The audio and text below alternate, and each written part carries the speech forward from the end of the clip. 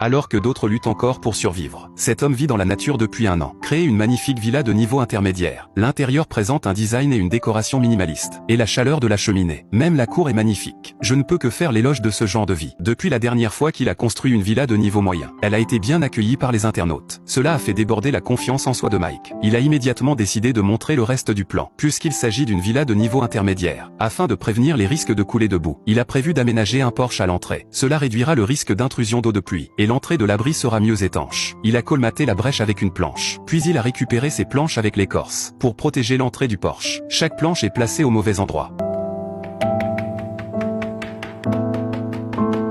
Avec le porche en place, Mike est allé couper des carrés et tenonner les extrémités, pour qu'il puisse dormir plus confortablement. Il allait se construire un lit en bois. Ne parlons pas de son aspect esthétique. C'est le degré de propreté, et la façon dont il est assemblé. Il coûterait au moins 10 000 $ à l'extérieur. Je voyais bien qu'il était très content. Il s'est immédiatement mis en quête de matériaux. Un pain épais qu'il avait repéré. Il s'est mis au travail sans dire un mot. À l'aide d'un ciseau, il a fait un trou dans l'arbre. Il a extrait l'huile du pain. Cette huile peut être utilisée comme colle. Elle peut être utilisée comme matériau de revêtement, pour protéger les planches. Et lorsqu'elle se solidifie, elle agit comme une bougie. C'est un double avantage. Quant aux racines restant en dessous, il ne les a pas gaspillées non plus, bien que la partie inférieure soit complètement flétrie. Mais il peut encore être utilisé comme déchet. Et la forme entière est pleine d'art. C'est une grande table à manger dans la maison. C'est aussi un pieu en bois. Une table à manger et des chaises sont faites. Après un verre d'eau, il a continué à travailler. Il a tassé les cônes de bois dans la terre, et les a placés en cercle. Puis il a fixé les cannes les plus capricieuses. Pour faire de l'abri un meuble en bois massif assorti. Vous aurez bientôt une étagère en bois massif de base. Il faut 2 ans pour apprendre à faire cela. Trouvez un coin tranquille dans la pièce. Les grandes lignes de la maison sont tracées. L'ensemble de la cabane est modernisé. Après avoir installé les étagères, il ne s'est pas reposé. Pour vous montrer sa maîtrise, il allait faire un réservoir d'eau sous l'abri. Il a creusé une fosse d'1 demi-mètre de profondeur. Puis il y met les bûches. Puis il remplit le fond avec des petites pierres. Puis il a joint quelques carrés pour former un cadre octogonal. Utilisez le fond comme solive pour construire vers le haut, jusqu'à ce qu'il soit complètement rempli. Assemblez les tubes de bambou par le bas pour former un tuyau de drainage. Mais cela ne suffit pas. Il a continué à travailler l'argile. Et il a recouvert le tout pour former une citerne artistique.